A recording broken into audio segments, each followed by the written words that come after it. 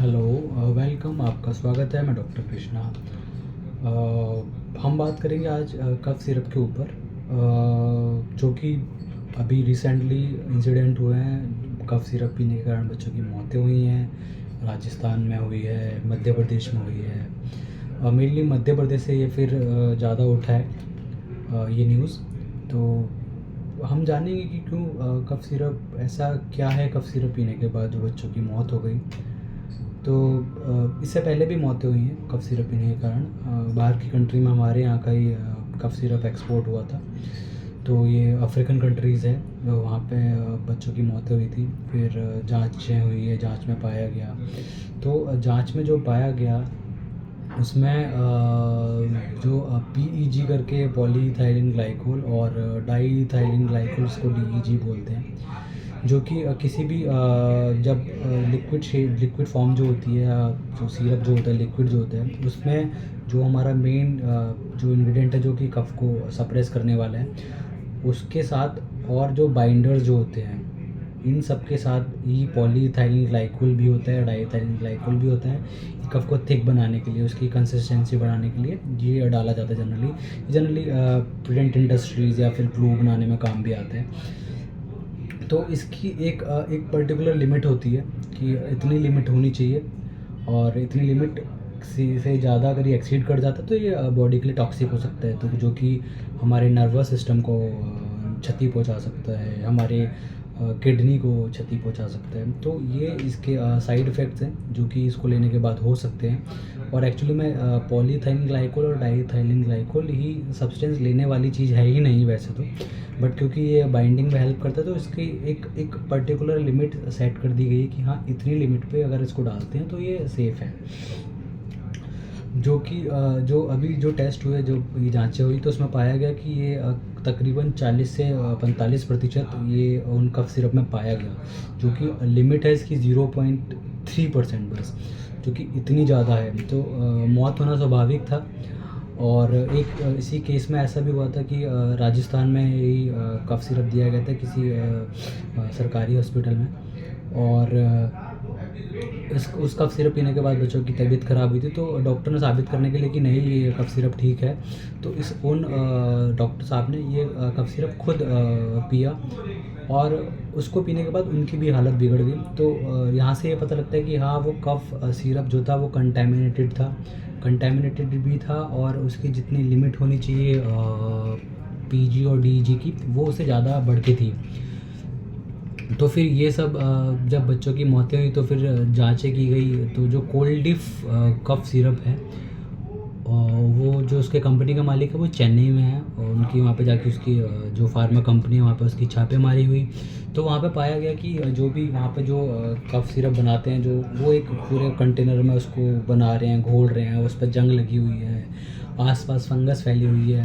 तो वहाँ पे उसका जो कंट्रोल जो होता है, जो कि हमारी जो फार्मा कंपनी है या फिर जो फार्मा रिलेटेड जो कंट्रोल जो करते हैं कि कैसे क्या बनना चाहिए, वो वहाँ पर उसकी बहुत बड़ी एक चूक है कि जब भी कोई ड्रग जो होती है, जो बनने के बाद पहले वो अपने इन हाउस लैब में टेस्टिंग करते हैं किसी भी ड्रग की, किसी भी सिरप की, और उसको जब वो बन जाता है तो बाज़ार में उतारने से पहले वो एक टेस्ट थर्ड पार्टी लैब में भी कराते हैं।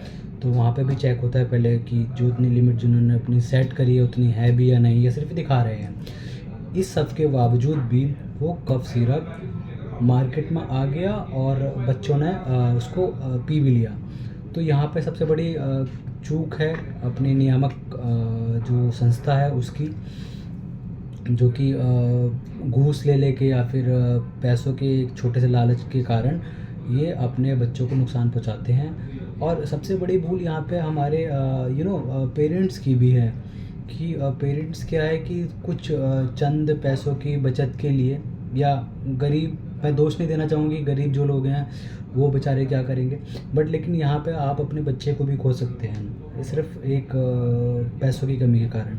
तो यहाँ पे ज़रूरी नहीं कि आप जो किसी को कफ हो रहा है बच्चे को तो कफ सिरप पिलाना ज़रूरी है, नहीं, कफ सिरप ना पिलाएं, आप आयुर्वेद अपनाएं। आयुर्वेद मैं नहीं बोलता कि आयुर्वेद में भी कफ सिरप नहीं होते हैं, उसके अंदर भी कफ सिरप होते हैं,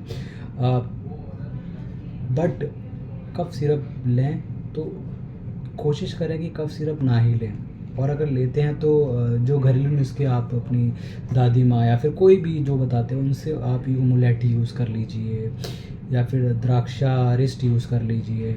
ऐसे कुछ कंटेंट आप वो यूज़ कर लीजिए, ये अस्तमों के अरवले यूज़ कर लीजिए, कुछ भी ऐसा आयुर्वेदिक आप यूज़ कर सकते हैं। और कोशिश करिए कि आप ना ही लें कफ़ सिरप जो बच्चे की जो शुरुआत की जो एज होती है, क्योंकि बच्चों का इम्यूनिटी लेवल उस टाइम पे बढ़ रहा होता है। उस टाइम वो एक उनको एक शेप मिल रही होती है। तो आप उस टाइम पे क्या करते हैं, आप उनको कफ़ सिरप देते हैं तो ठीक है, आपको रिलीफ़ तो मिल जाता है, बच्चों को रिलीफ़ मिल जाता है, बट लेकिन वो एक सही तरीका नहीं है। आपको इवन जान के हैरानी होगी कि फ़ॉरेन कंट्रीज़ यूके हो गया या फिर और भी कोई कंट्रीज़ होगी, तो वहाँ पे अगर बच्चे बीमार पड़ते हैं, उन्हें खांसी जुकाम या फ़ीवर होता है, माइल्ड फ़ीवर होता है, और आप अगर जाते हैं किसी डॉक्टर के पास, तो आप क्या सोचते हैं कि आपको वो एंटीबायोटिक लिख देगा या सिरप लिख देगा? नहीं, वहाँ पे वो पहले कुछ दिन उनसे बोलते हैं कि आप ये बच्चों को आप कुछ होम रेमेडी से उनको ट्राई कीजिए, उनको करिए, बच्चा अपने आप ठीक हो जाए, क्योंकि ऑब्वियसली वो बच्चा अपने आप ठीक हो ही जाएगा।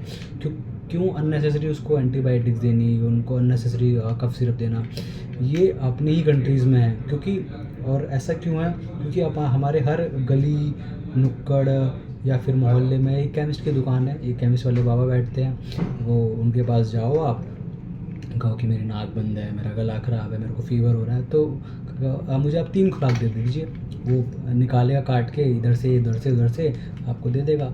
आपको दे देगा 50-60 रुपए में। आप खुश कि ठीक है, मैं 50-60 रुपए में जब इस चीज़ को ठीक होए जा रहा हूँ 50-60 रुपए में, तो मैं क्यों बाहर से डॉक्टर के पास जाके उसको 1000 रुपये 500 रुपये फ़ीस देके क्यों फिर उसके बाद दवाई भी लूँ ऊपर से, मेरा इतना खर्चा हो जाएगा, मैं क्यों जाऊँ उनके पास? तो वो उसको अवॉइड कर देते हैं। अभी यहीं पे आती है पेरेंट्स की कमी या फिर उनके गार्जियंस की कमी, कि आप एक ऐसे केमिस्ट के पास चले गए जिसको पता ही नहीं है कि क्या देना है क्या नहीं देना है, वो आपको दे देगा।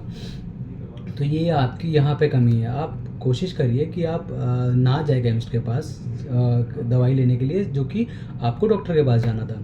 अगर आप जा भी रहे हैं तो कम से कम प्रिस्क्रिप्शन लेके जाइए डॉक्टर का, डॉक्टर के पास जाना ज़रूरी है। इसके अलावा